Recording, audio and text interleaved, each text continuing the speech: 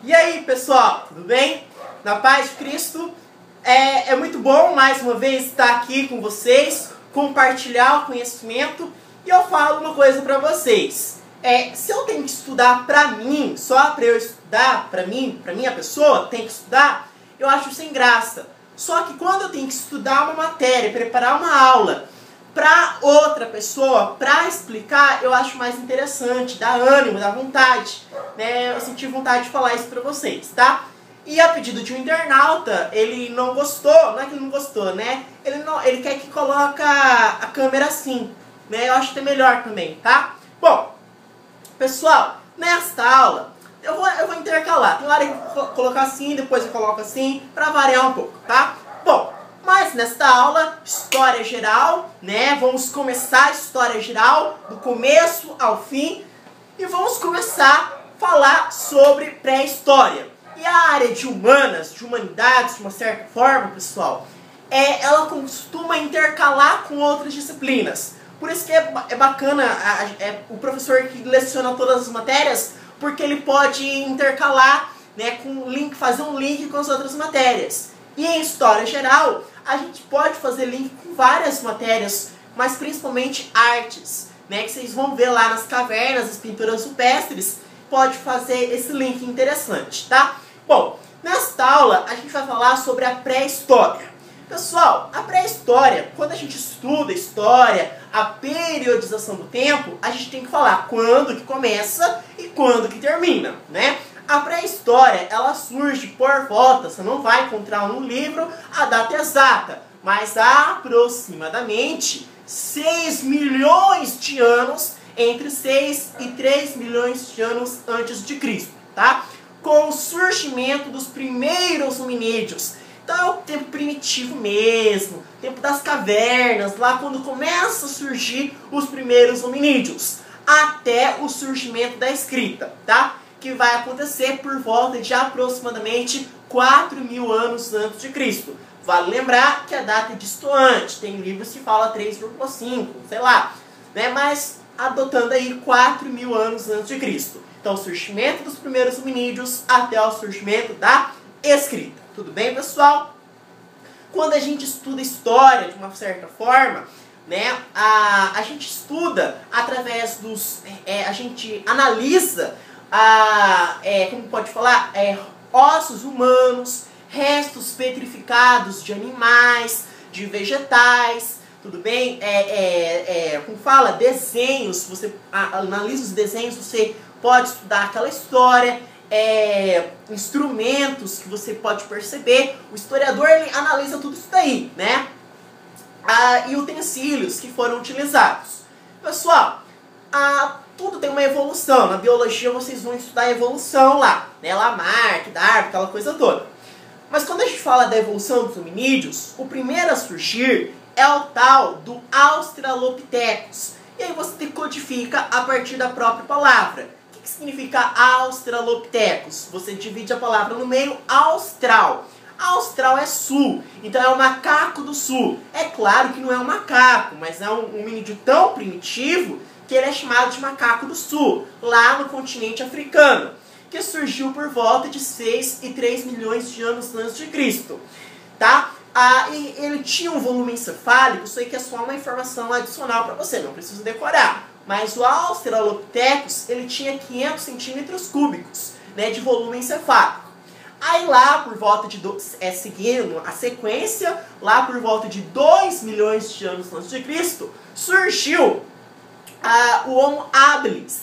E esse Homo habilis, ele já tinha um volume encefálico um pouco mais desenvolvido. De 500 centímetros cúbicos, ele já tinha agora 800 centímetros cúbicos. Perceba, cresceu 300, né? Mais 300. Então, antes era 500 e agora com habilis é 800 centímetros cúbicos. Depois do habilis, seguindo a sequência, veio o Homo erectus, tá? O Homo erectus é interessante. Por que o erectus é interessante? Porque foi a partir do Homo erectus que ele conseguiu se manter em pé. Foi com o erectus que nós tivemos a capacidade de se manter em pé. O hominídeo, ele conseguiu se manter em pé. Ele já conseguia também fazer, sabe o quê? Isso aí já não é certeza, mas provavelmente ele já controlava o fogo. tá? Então, se aparecer uma questão de vestibular, mas isso aí vai ser muito detalhista. Quando é a partir de qual hominídeo que começa a controlar o fogo? A partir do Erectus. Porque como ele já tinha a capacidade de se manter em pé, por conseguinte, ele já conseguia, provavelmente, controlar o fogo. Mas isso aí, ó, como que eu posso falar? É uma hipótese, né? Uma probabilidade. Provavelmente, o Homo erectus já conseguia controlar o fogo, já conseguia fazer utilizar instrumentos feitos a partir de pedra, tá? Então, Homo erectus. Seguindo na sequência, nós temos o Homem de Neandertal. E aí que eu falo que entra as artes. Porque foi com o Homem de Neandertal que nós tivemos o desenvolvimento da arte rupestre. Né? Não pensa você que lá os primeiros hominídeos já tinham a capacidade de desenhar nas cavernas. Não, foi a partir do Homem de Neandertal. Porque ele vivia nas cavernas e por viver nas cavernas, ele já conseguia desenvolver essas habilidades, esses dotes, né? Que é desenhar nas cavernas, tá? Bom, e outra coisa importante do Homem de Neandertal é a religiosidade, né? Se aparecer lá um item falando de religiosidade, o Homem de Neandertal, né, já começou a desenvolver a religiosidade. Seguindo a sequência, nós temos o Homo sapiens sapiens, ou alguns livros chamam de Homo de Cro-Magnon. Esse Homo sapiens sapiens, ele tinha o peito amplo, tinha os membros retos, tinha o queixo arredondado. Pessoal, eu já digo pra vocês não precisam decorar esses detalhes, saber que o Homo lá, no caso o Australopithecus, tinha 500 centímetros cúbicos de volume cefálico, ou que o Homo de Cro-Magnon tinha o queixo arredondado. Isso são detalhes, mas você tem que saber pelo menos a sequência, a evolução. Então, repetindo, na escala evolutiva veio primeiramente o Australopithecus, depois veio o Homo habilis, depois veio o Homo erectus, depois veio o Homem de Neandertal, depois veio o Homo sapiens sapiens. Entretanto, outras características que são típicas de cada espécie, você tem que saber. Por exemplo, saber que o Homem de Neandertal, né, ele fazia o quê? Ele desenvolveu a arte rupestre. Isso é interessante você saber. Tá, chega dos hominídeos e vamos falar agora, né, da divisão da pré-história. Quando você estuda pré-história desde a quinta série lá, você estuda aquela coisa de paleolítico e neolítico, não é? Beleza, vamos falar do paleolítico. Quando nós falamos do paleolítico, a gente diz que o paleolítico é dividido em 3 períodos. Tem o paleolítico inferior, tem o paleolítico médio e tem o paleolítico superior, também chamado de mesolítico. Vamos de baixo para cima. No paleolítico inferior, nós temos o surgimento, né, dos primeiros hominídeos, né, que é o inferior, até o controle do fogo. E claro, tinha o desenvolvimento de ferramentas, de utensílios, de armas e etc e tal, tá? Depois veio o paleolítico médio. No paleolítico médio, a gente tem vai do controle do fogo até a extinção do Homem de Neandertal. E quando eu falo controle do fogo, eu falo do desenvolvimento do fogo. O fogo era utilizado para defesa, para iluminação, para cozimento, para aquecimento, tá? Isso aí vai acontecer no paleolítico médio, vai do controle do fogo até a extinção do Homem de Neandertal. E para finalizar, nós temos o paleolítico superior ou mesolítico, que vai ser a consolidação do a consolidação do Homo sapiens. Como assim, Rafael? Consolidação do Homo sapiens. Não é o paleolítico superior? Já não está mais avançado? Então o Homo ele começa a se consolidar, ele já começa a se desenvolver. Então ele começa a domesticar animais. Digamos assim que é o estágio mais avançado. Então é a consolidação do Homo sapiens. Ocorre a domesticação de animais. Alguns vestibulares cobram isso, domesticação de animais. Aconteceu quando? No paleolítico superior, tá? Mas, às vezes, para você, muita informação, saber o que aconteceu no paleolítico inferior, no paleolítico médio, no paleolítico superior.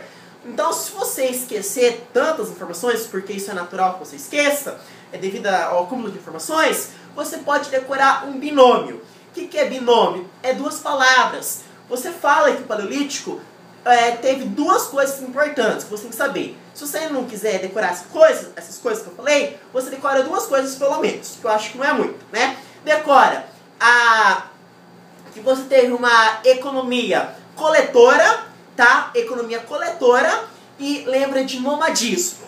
É demais pedir pra você decorar isso? Economia, não é decorar, mas entender o que eu tô falando. Economia coletora e nomadismo. Como assim economia coletora e nomadismo? Nesse período do Paleolítico, quando eu falo economia coletora, os hominídeos, eles coletavam, eles caçavam, eles pescavam, então eles viviam da natureza, o que eles encontravam. Então isso caracteriza fortemente o período Paleolítico, essa economia coletora, de caça, de pesca, de coleta. E além dessa economia coletora, outra característica marcante é o nomadismo. Por que o nomadismo? Porque o homem, o hominídeo, melhor dizendo, ele não tinha um lugar fixo, uma residência estabelecida. Ele perambulava, ele andava, ele era nômade. Isso é ser nômade, é não ter um lugar fixo, é perambular, é andar por aí. Tudo bem? Só que isso vai mudar. Então, recapitulando os três períodos do Paleolítico. As três características, os três períodos, perdão. Paleolítico inferior, o que vai acontecer? Surgimento dos hominídeos até o controle do fogo, não é? Paleolítico médio, controle do fogo até a extinção do homem de Neandertal. E Paleolítico superior, consolidação do Homo sapiens, domesticação de animais. Tudo bem? Isso aí os três períodos do Paleolítico. Se você não souber essas características, você tem que saber de duas coisas importantes, pelo menos, que caracterizam o período Paleolítico: economia coletora e nomadismo. Agora chega de Paleolítico e vamos falar da Revolução Agrícola Neolítica. A Revolução Agrícola Neolítica é um período de transição do período Paleolítico para o período Neolítico, tá? Bom, pessoal, o que vai acontecer? No Neolítico, diferentemente do Paleolítico, a economia não vai ser mais coletora. O homem não vai mais ficar caçando. Ele começa a produzir o seu próprio alimento. Ele produz. Então, outrora, antes, era uma economia coletora. Agora é uma economia produtora. Agora eu vou produzir, certo? E antes era o que? Era nomadismo. Agora não vai ser mais nomadismo. Agora vai ser o que? Vai ser sedentarismo. O que é sedentarismo? O que é uma pessoa sedentária? Uma pessoa parada, né?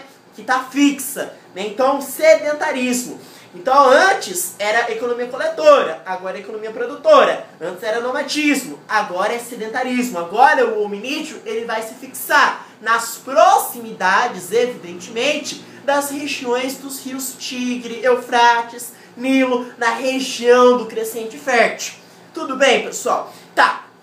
Isso aí é a Revolução Agrícola Neolítica, o período de transição e as características do Neolítico que eu falei, né? Tá. Aí vai ter a idade dos metais. A idade dos metais, como o próprio nome fala, metais, vai ter o desenvolvimento da metalurgia e, por conseguinte, o desenvolvimento do comércio. Porque com os metais, bronze, né, tal, você começa a cunhar as moedas. E com as moedas você propicia o desenvolvimento do comércio. Então a metalurgia levou, por conseguinte, ao desenvolvimento do comércio, tá? E claro, vai ter o surgimento da propriedade. E claro, juntamente com o surgimento da propriedade, surge a desigualdade. Vai ter o surgimento do Estado. Com o surgimento do Estado, vai ter o surgimento das leis orais. Só que você tem que ser um aluno informado, antenado. O que é Estado? Se você tivesse que dissertar numa questão discursiva, o que é Estado? Estado é quando nós temos um território demarcado, ou melhor dizendo, território definido, quando você tem um território definido, quando você tem um poder que é reconhecido, quando você tem também uma linguagem e, por conseguinte, uma identidade cultural, e quando você tem o monopólio e o uso da força, tá? Mas isso aí já é a idade dos metais, tá? Então nós falamos a periodização da pré-história, incluindo o Paleolítico, né, a Revolução Agrícola Neolítica e o período Neolítico, e falamos agora, por fim, para terminar a idade dos metais, tá? Pessoal, muito obrigado pela atenção de vocês. Fiquem com Deus.